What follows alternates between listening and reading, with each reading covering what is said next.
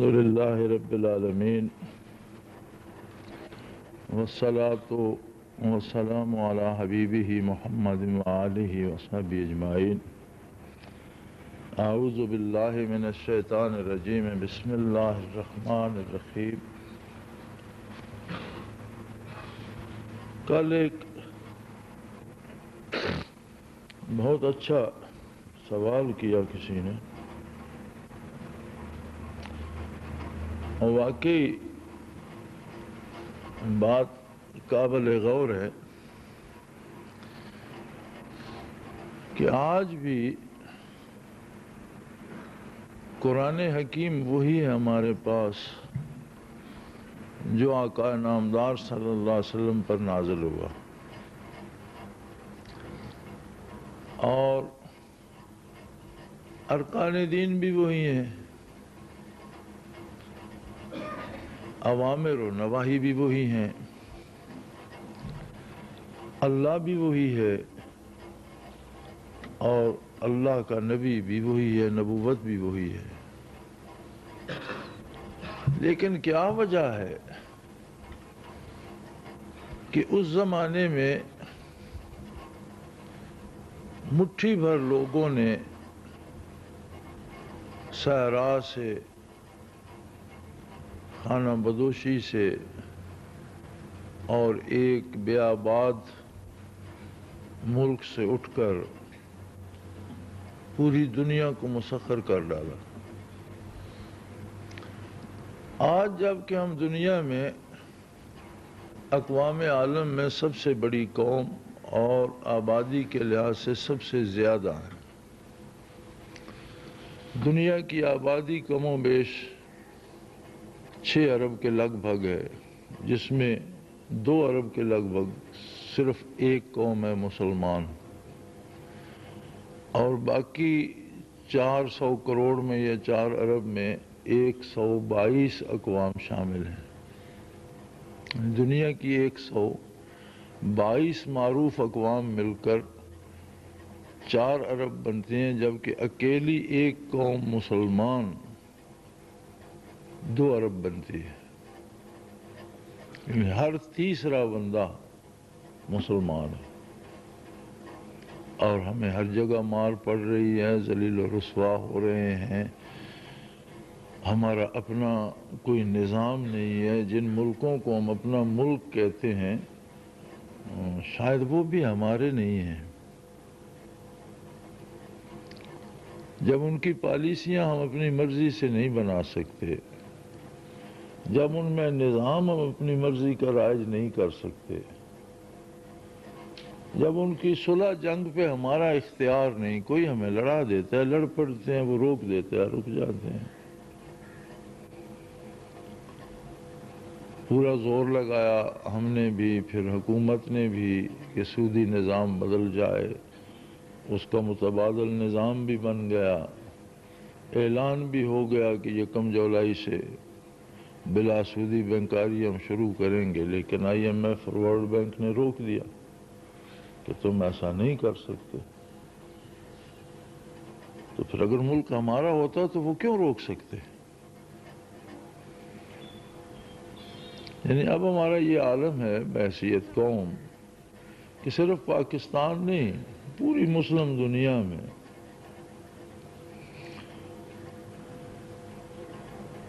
حکومت دراصل غیر مسلموں کی ہے، بظاہر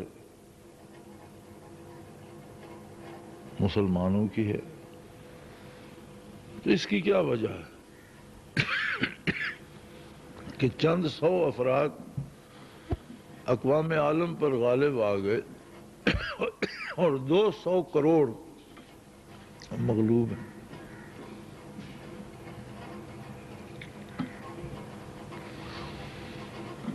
واقعی بڑا مناسب سوال ہے، اور اس پہ فکر کی جانی چاہیے، سوچا جانا چاہیے کہ کہاں، کس جگہ کیا کمی ہے۔ لوگ آج بھی اگرچہ زمانہ بدعملی کا ہے، لیکن کسی بھی شہر میں آپ جائیں، جب اذان ہوتی ہے تو مساجد میں ذرا دیر سے جانے والے کو شاید جوتوں میں بھی جگہ نہیں ملتی، اس قدر بھر جاتی ہیں۔ اگر سینما گھر بھرے ہوئے ہیں تو مساجد بھی آباد ہیں۔ کسی شہر کی کوئی گلی ایسی نہیں جس میں دین کی درس و تدریس نہ ہوتی ہو، کوئی دینی مدرسہ نہ ہو، کوئی محلہ ایسا نہیں جس میں دینی مدارس نہ ہو، کوئی اخبار ایسا نہیں جس پر تفسیر یا حدیث نہ چھپتی ہو۔ خود دینی رسالے جو نکلتے ہی دین کا سارا مواد لے کر ہیں وہ بھی بے شمار ہیں، لیکن جو دینی رسالے نہیں ہیں، یہ ڈائجسٹ وغیرہ یا اخبار روزانہ کی، ان میں بھی دینی اشاعت کا حصہ ضرور ہوتا ہے۔ ریڈیو پر بھی، ٹیلی ویژن پر بھی تلاوت کا، ترجمے کا یا تبلیغ کا وقت ضرور ہوتا ہے، تھوڑا ہو یا زیادہ ہو لیکن ہوتا ضرور ہے۔ پھر تبلیغی جماعت کے نام پر ایک بہت بڑی جماعت پوری دنیا میں ہمہ وقت تبلیغ میں سرگرم ہے۔ کتنے جمعے کے خطاب ہوتے ہیں، کوئی گن نہیں سکتا، کہ چپے چپے پر، گلی گلی میں مسجد ہے اور ہر مسجد میں ایک خطیب ہے اور جمعے کا خطاب ہو رہا ہے۔ روزانہ کے درس قرآن کتنے ہوتے ہیں، طالب علموں کی تعداد یقیناً لاکھوں سے تو متجاوز ہوگی۔ اس سب کے ہوتے ہوئے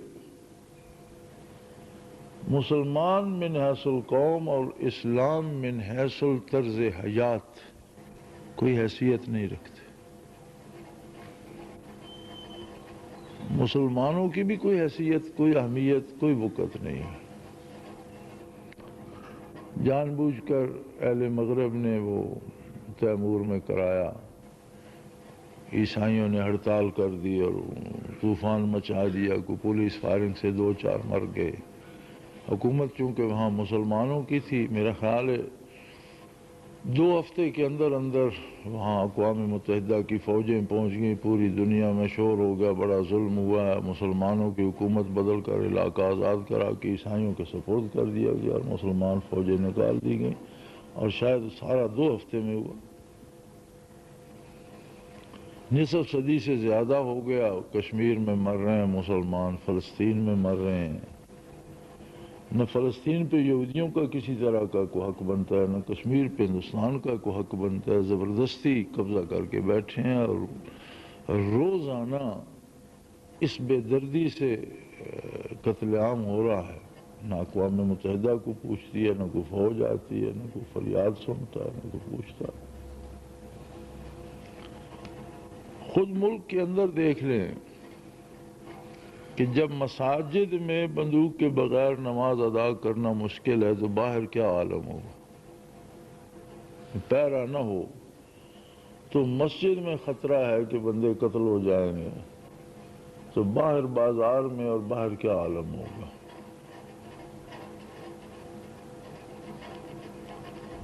حالت یہ ہے کہ اسلام آباد کو بڑھانے کے لیے کتنے لوگ مارے گئے پولیس کی گولیوں سے اور کتنے زخمی ہوئے، جناب گاؤں خالی کر دو اور یہاں اسلام آباد کا بلاک بنانا ہے، بڑے لوگوں کے رہنے کے لیے جگہیں بنانی ہے۔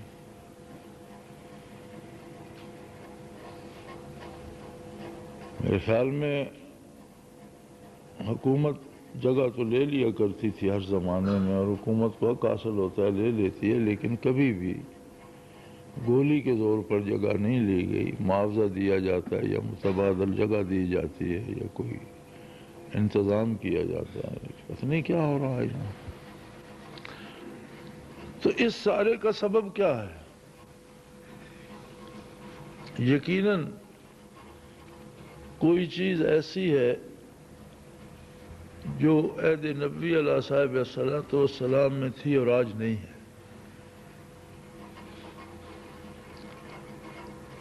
پھر عہد نبوی علیہ صاحب والسلام کے بعد بھی آپ 1400 سال کی تاریخ دیکھیں تو صرف زوال ہی نہیں، عروج و زوال کی بہت سی داستانیں ملتی ہیں۔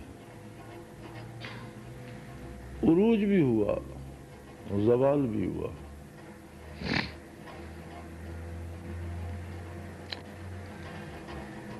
ایک چھوٹی اسی بات پہ میں مثال سے عرض کرنا چاہوں گا۔ میری بھی کچھ طبیعت بھی ٹھیک نہیں، گلا بھی درد کرتا ہے، کل بھی چونکہ بیان نہیں کر سکا تو میں نے کہا چلو کچھ تھوڑا بہت ہو جائے۔ تاتاریوں کا جو لشکر تھا یہ ایک بلائے عظیم تھا، وحشت میں وہ حد سے گزرے ہوئے لوگ تھے۔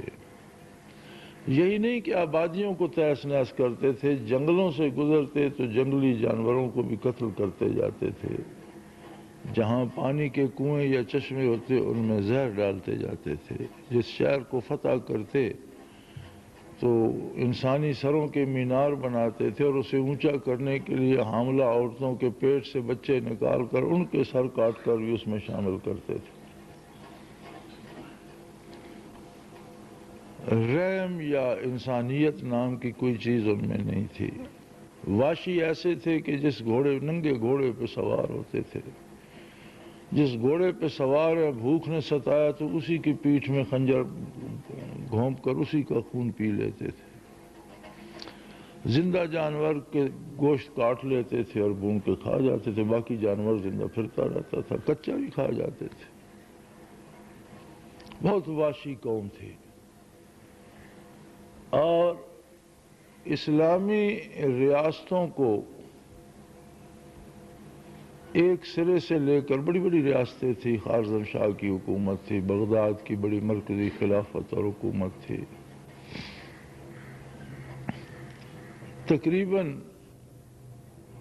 تمام ریاستوں کو انہوں نے تہس نہس کر دیا، بڑے بڑے سروں کے مینار بنائے، بڑے بڑے لوگوں کو شہید کیا۔ 1,42,000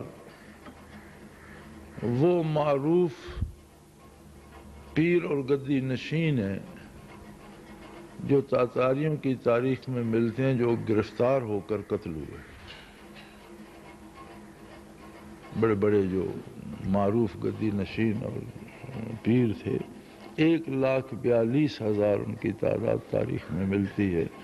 وہ جو گرفتار ہو کر آئے اور قتل ہوئے، جو لڑائی میں مارے گئے، وہ اس سے علاوہ۔ لیکن خوارزم شاہ کا بیٹا لڑتا ہوا، خوارزم شاہ نے اطاعت قبول کر لی تھی، بالآخر اطاعت میں بھی انہوں نے قتل کر دیا، لیکن اس کا بیٹا اطاعت کے خلاف تھا، لڑتا رہا، بندے اس کے ساتھ کے شہید ہو گئے، لڑتا پھرتا اٹک تک پہنچ گیا، پیچھے پیچھے خود ہلاکو خان اور اس کا لشکر تھا۔ اٹک پر پہنچ کر اس نے گھوڑا دریا میں ڈال دیا، پیچھے تاتاری کنارے پر پہنچ گئے، انہوں نے چاہا کہ تیروں سے اسے چھلنی کر دیں تو ہلاکو نے روک دیا کہ دریا میں تیر نہ چلانا۔ اس لیے کہ ہندوستان پر اٹک تک سلطان التتمش کی حکومت تھی، اور ہلاکو نہیں چاہتا تھا کہ سلطان کے ساتھ ہماری جنگ چھڑے۔ اس نے کہا دریا اس کی حد ہے، اگر ہم دریا میں تیر چلائیں گے تو عین ممکن ہے سلطان اس طرف چڑھ دوڑے۔ التتمش کا یہ خوف اتنے وحشی اور اتنے درندہ لوگوں پر کیوں تھا؟ ایک عام آدمی تھا التتمش، سپاہی سے ترقی کر کے جرنیل بنا، جرنیل سے حکمران بنا، عام سپاہی تھا، پھر بادشاہ ہوا۔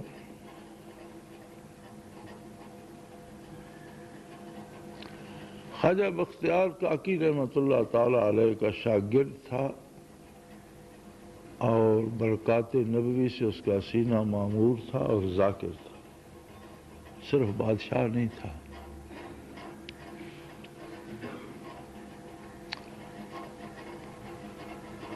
جب شیخ کا وصال ہوا بختیار کاکی رحمۃ اللہ تعالی علیہ کا، تو انہوں نے وصیت فرمائی کہ میرے جنازے کی امامت وہ شخص کرے گا جس نے کبھی بے وضو آسمان نہ دیکھا ہو، کبھی جان بوجھ کر تہجد قضا نہ کیے ہوں، اور عصر اور عشاء کی سنتیں جان بوجھ کر کبھی نہ چھوڑی ہوں۔ یہ 3 باتیں جس میں ہوں گی وہ میرے جنازے کی امامت کرے گا۔ کبھی بلا وضو جو چھت سے باہر نہ نکلا اور بے وضو اس کی نگاہ آسمان پر نہ پڑی ہو، تہجد جس نے جان بوجھ کر قضا نہ کی وہ چھوڑی نہ ہو، عصر اور عشاء کی سنتیں جان بوجھ کر نہ چھوڑی ہوں۔ قطب الدین بختیار کاکی رحمۃ اللہ علیہ کے مریدین میں بڑے بڑے مشائخ، بڑے بڑے صوفی، بڑے بڑے عالم اور ہندوستان کے نامور لوگ، عمراء، جب خود بادشاہ مرید تھے، وہ انسانوں کا ٹھاٹھے مارتا ہوا سمندر تھا، لیکن کوئی امامت کے لیے آگے نہیں نکل رہا تھا۔ یہ شمس الدین التتمش تھا جس نے یہ جملہ کہا کہ حضرت آپ جاتے جاتے مجھ غریب کو بے نقاب کر ہی گئے، اور سلطان نے نماز جنازہ پڑھائی۔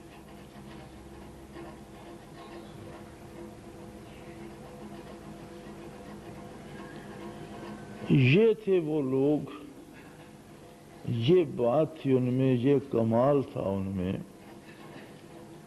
جس نے روئے زمین کو مسخر کر دیا۔ قرآن حکیم جو صحابہ کا کمال بتاتا ہے وہ یہی ہے، ثم تلین جلودہم وقلوبہم الی ذکر اللہ، کہ کھال سے لے کر نہاں خانہ دل تک ہر ذرے بدن ان کا ذاکر ہو گیا۔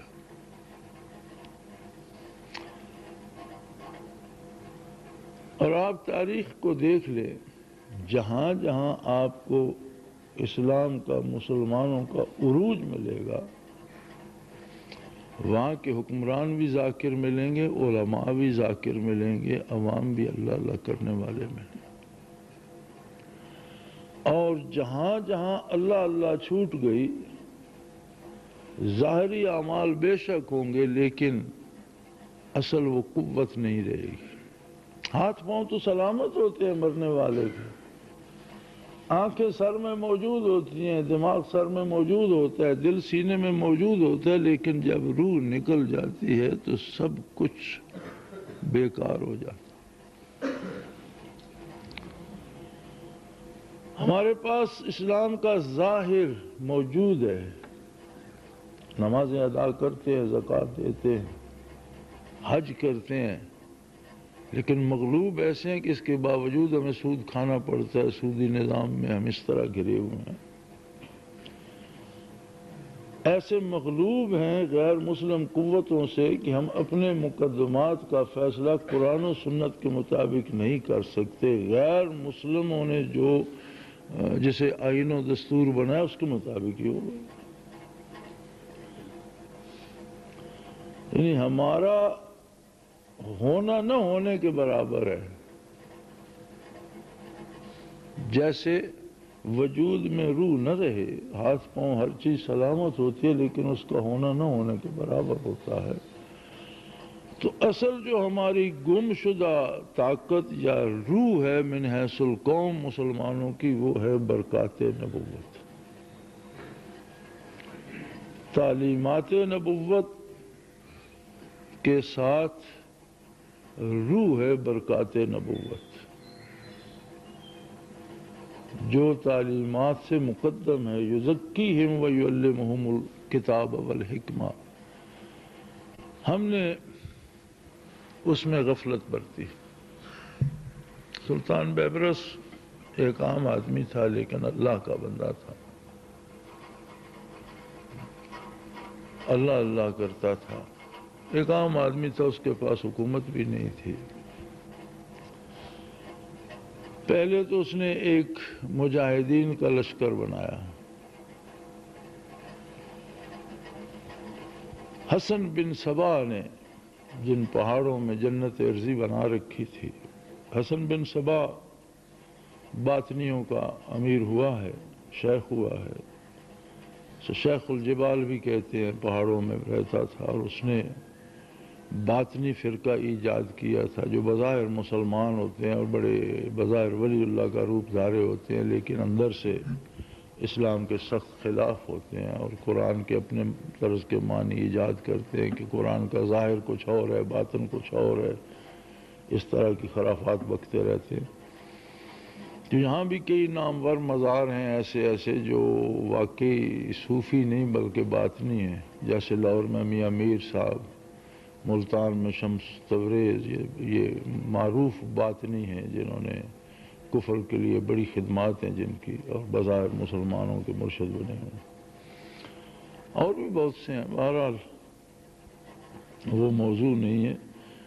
حسن بن صبا نے بڑی دولت جمع کی تھی، اور اس نے جنت ایسے بنائی تھی کہ دیواروں پر سونے کے پتھرے چڑھا دیے، چاندی کے پتھرے چڑھا دیے، سونے چاندی کی دیواریں، شیشوں کی دیواریں، ان میں مشک و عنبر بھر دیا، سونے اور چاندی کے درخت بنائے اور ان پر جواہرات اور ہیروں کے پھل لگا دیے، پرندے سدھائے جو کھانا یا کباب کی پوٹلی اٹھا کر لے جاتے تھے اور انہیں دیتے تھے، پھر لمبا اس کا ایک سلسلہ تھا۔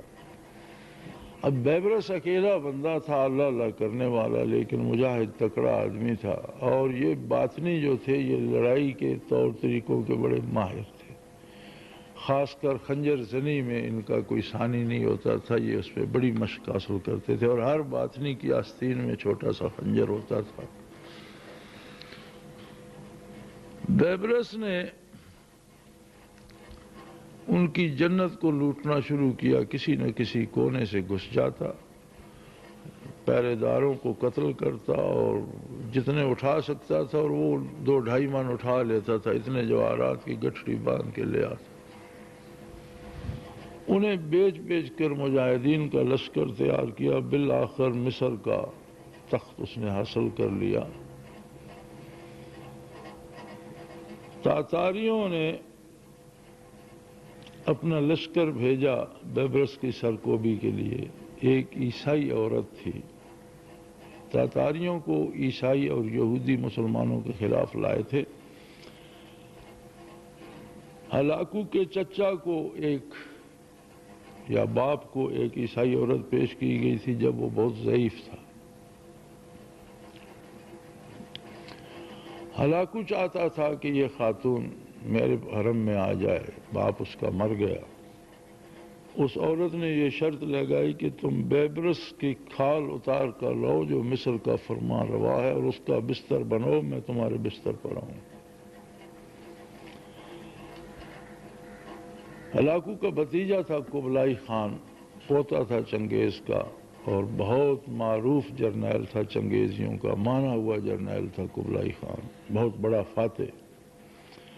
ایک لشکر جرار دے کر قبلائی خان کو بیبرس کے مقابلے میں ہلاکو نے بھیجا،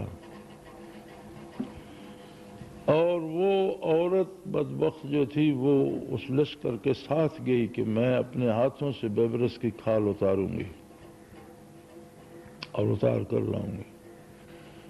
سلطان بیبرس نے شہر سے باہر نکل کر میدان میں ڈیرا ڈال دیا، اور کھلے میدان میں مقابلہ ہوا، قبلائی خان قتل ہوا، ہزاروں تاتاری مارے گئے، سلطان کو فتح ہوئی، اور اس خاتون کو سلطان نے پکڑ کر گھوڑے کے آگے لگا دیا اور وہاں سے بھگا کر مصر تک لایا، کنیزوں میں شامل فرمائی، اور ہلاکو کو خط لکھا اور حکم دیا کہ اس قبلائی کے لاش کے اتنے ٹکڑے کیے جائیں جتنے شہر کے دروازے، اور ہر دروازے پہ ایک ٹکڑا لٹکا دو، لوگوں میں جو وہم ہو گئے کہ تاتاری ناقابل تسخیر ہیں، لوگوں کو پتہ چل جائے کہ یہ بھی عام انسان ہے۔ قبلائی خان کے ٹکڑے دروازوں پہ لٹکا دیے، اور ہلاکو کو خط لکھا کہ کم از کم آ کر اپنے جرنیل کے یہ بدن کے ٹکڑے تو اتار کر لے جاؤ۔ تاتاری لشکر نے اس طرف منہ نہیں کیا،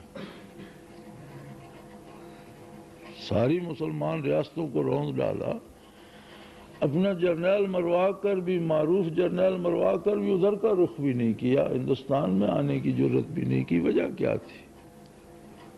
ان کے پاس برکات نبوت بھی تھی، ان کے دل روشن تھے، ان کے سینے روشن تھے، اور یہ عام انسان نہیں تھے، یہ وہ لوگ تھے جن کے گوشت پوست کے اندر انوارات نبوت اور تجلیات باری بھی تھیں، اور یہی مسلمان کی قوت ہے۔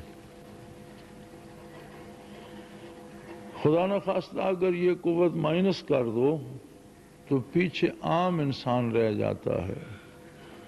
عام انسانی خصوصیات کسی غیر مسلم میں مسلم کی نسبت زیادہ ہو سکتی ہیں، اسلحے کا وہ زیادہ ماہر ہو سکتا ہے، سائنس میں وہ زیادہ ترقی کر سکتا ہے، میڈیکل میں شاید وہ ہم سے زیادہ سمجھ سکتا ہے، لڑائی کی چالیں بھی شاید ہم سے وہ زیادہ سمجھ لے، لیکن جب بات آتی ہے اس کمال پر، اس قوت پر، تجلیات باری پر، انوارات نبوت پر، برکات نبوت پر، تو یہ دولت کافر کے پاس نہیں ہوتی، اور ایمان کی اساس یہی ہے۔ اقرار باللسان و تصدیق بالقلب، زبانی اقرار کے ساتھ تصدیق قلبی ضروری ہے، اور یہی اساس ہے تصدیق قلبی ایمان کی۔ اسی کو اگر پروان چڑھایا جائے تو یہی ایمان ایک ایسی قوت بن جاتا ہے جو انقلاب آفرین ہوتا ہے۔ اللہ کریم پھر سے مسلمانوں کو یہ دولت گمگشتہ عطا کرے۔ میں یہ سمجھتا ہوں کہ اپنی زندگی میں کسی ایک مسلمان کو بھی ذکر سے آشنا کر دیا جائے تو یہ بہت بڑا جہاد ہے۔ جہاد صرف تلوار سے نہیں ہوتا، تلوار سے جہاد کی باری تب آتی ہے جب کوئی تلوار کے دھنی پیدا بھی کیے جائیں، کوئی تلوار اٹھانے والے بازو بھی بنائے جائیں، کوئی تلواریں سہنے والے جگر اور سینے بھی بنائے جائیں۔ تو کسی ایک مسلمان کو اللہ اللہ سے آشنا کرنا گویا آپ نے عالم اسلام کو ایک غازی، ایک سپاہی دے دیا۔ اللہ کریم قبول فرمائے، اس پہ محنت کریں، اور انشاءاللہ یہ لوگ ایسے ہوں گے اور اتنے ہوں گے کہ پھر سے انقلاب آئے گا انشاءاللہ۔ آخر دعوانا الحمدللہ رب العالمین۔